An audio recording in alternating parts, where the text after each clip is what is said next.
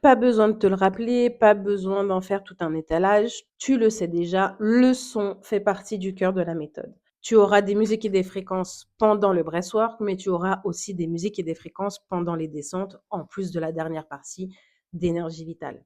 Mais autour du son, il y a le meilleur et il y a le pire. D'un côté, tu as un effet réel, documenté sur le système nerveux, et de l'autre, un océan de fausses promesses sur les fréquences magiques, et je vais te donner les 2 séparés pour que tu puisses, encore une fois, choisir ce qui te convient. Et quand tu auras toutes les clés en main pour adapter la méthode à tes besoins, faire les choix qui sont les plus judicieux et qui te correspondent le plus.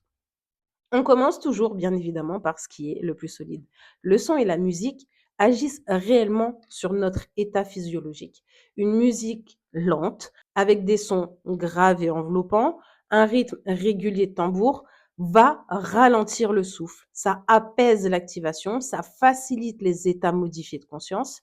Et il existe des travaux sur les bols chantants, sur le tambour chamanique et sur les ondes cérébrales qui vont dans ce sens. Le son est un outil de régulation du système nerveux qu'il ne faut absolument pas négliger, et j'espère que tu t'appuieras dessus. Maintenant, ce que je veux que tu comprennes, parce que moi je te le dirai jamais, c'est qu'une fréquence précise va te guérir toute seule. Qu'un 528 Hz va réparer ton ADN toute seule. Qu'une hertz en particulier va littéralement débloquer ton chakra et que tu n'auras absolument rien à faire. Ça, c'est faux. C'est du marketing spirituel. L'effet du son vient de son action globale sur ton corps et ton état, donc le rythme, la lenteur, l'enveloppe, la répétition, mais ce n'est pas forcément un chiffre magique gravé dans l'univers. Si je te vends le 528 Hz va te réparer totalement et tu seras totalement guéri, et que dans 6 mois, il se passe rien, forcément, tu vas me dire, tu m'as menti et je vais perdre toute ma crédibilité en une seule phrase, et c'est normal.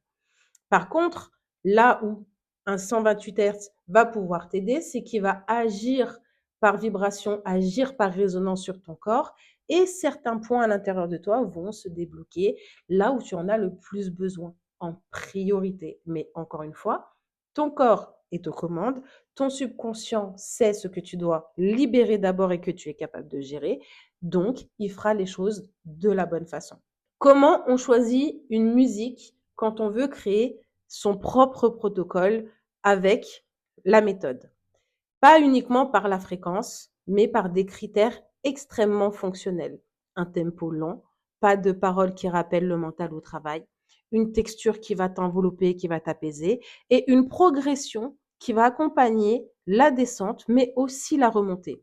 Un volume qui ne va pas réveiller ton alarme interne. Tu dois sélectionner les sons que tu mets dans tes audios pour l'effet que ça a sur ton corps, et pas juste pour un mythe magique qui n'est qu'un effet de mode que tout le monde va se partager sur les réseaux sociaux. Le son est un vrai levier de régulation à condition de le choisir pour ce qu'il fait à ton système nerveux, à ton subconscient, à ta conscience et à ton corps, et pas pour une mystique numérologie de fréquences qui n'existait pas et que d'un seul coup, tout le monde s'arrache grâce à la viralité des réseaux sociaux.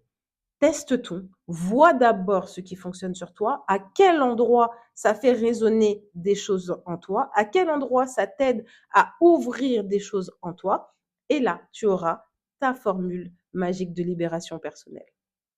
Je ferai en sorte de te mettre un petit PDF à la fin du module, comme d'habitude, pour que tu puisses toi-même prendre tes notes et faire tes adaptations par la suite.